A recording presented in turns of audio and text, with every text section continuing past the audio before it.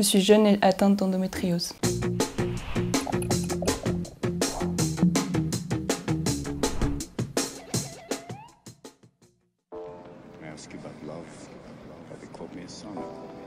Je m'appelle Alissa, j'ai 20 ans, je suis étudiante en école d'art appliqué. Donc l'endométriose en fait c'est une maladie chronique qui touche une femme sur 10. En fait les femmes elles ont un utérus et dans cet utérus il y a de l'endomètre. Et l'endomètre c'est ce qui va servir à potentiellement accueillir un futur enfant et pendant ton cycle avec les hormones etc. il va s'épaissir et s'il n'y a pas de fécondation, il va se décomposer, il va saigner et ça c'est ce qu'on appelle les règles. Mais quand tu as de l'endométriose, en fait ce tissu qui est l'endomètre, il va se propager en dehors de l'utérus et c'est ça qui va provoquer des lésions, des adhérences ou même des kystes. Les symptômes de l'endométriose ils sont assez variés. La principale c'est la douleur, mais elle peut se traduire différemment la douleur. Ça peut être de la dysménorrhée, mais ça c'est la douleur pendant les règles. Après t'as la dyspanorrhée, c'est la douleur pendant les rapports sexuels. Et ça aussi c'est assez fréquent. Tu vas avoir des douleurs pelviennes assez fréquentes aussi. Donc tout ce qui est en bas de ton ventre. Tu peux avoir aussi des douleurs digestives, tu peux avoir des difficultés à uriner, des douleurs lombaires, abdominales. Tu peux être infertile à cause de l'endométriose parce que c'est responsable.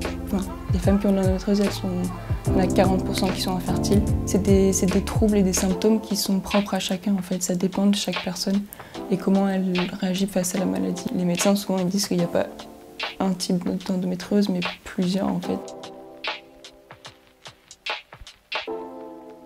Il n'y a pas de traitement qui guérit l'endométriose. Aujourd'hui, tu ne guéris pas de l'endométriose, mais tu as des traitements pour soulager la douleur. Tu peux avoir le traitement hormonal, donc soit la prise de la pilule en continu pour arrêter les règles justement, ou la pause d'un stérilet qui va libérer des hormones en continu. Donc pareil, tu n'auras pas tes règles, et quand tu n'as pas tes règles, du coup ça va limiter les lésions.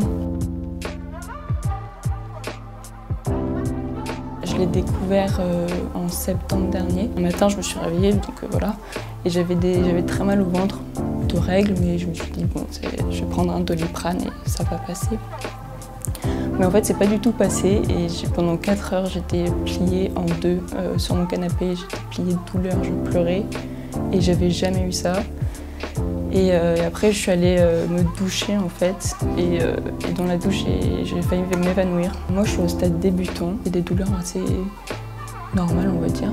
Mais sinon, ma plus grosse douleur, c'est vraiment les douleurs pelviennes assez fréquentes. Parfois, je vais avoir comme un gros pic en bas et ça va me crisper d'un coup. Et sinon, c'est les douleurs pendant les rapports sexuels. C'est assez handicapant. Parce que c'est assez frustrant en fait.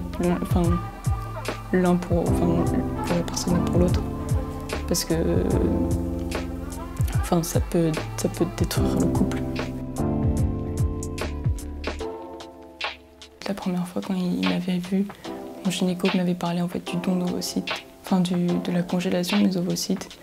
Et moi quand j'étais sortie de ce rendez-vous, j'avais fondu en larmes parce que j'avais 19 ans et je savais pas comment réagir.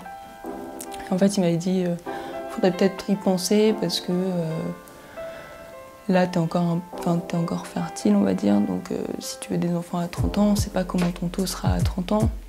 Et du coup, j'étais un peu sortie de ce rendez-vous où je savais pas trop quoi faire. Mais après, il m'en a pas reparlé. Donc, je pense qu'il faut juste que je contrôle et que je fasse des prises de sang assez souvent, mais c'est un peu compliqué, quoi.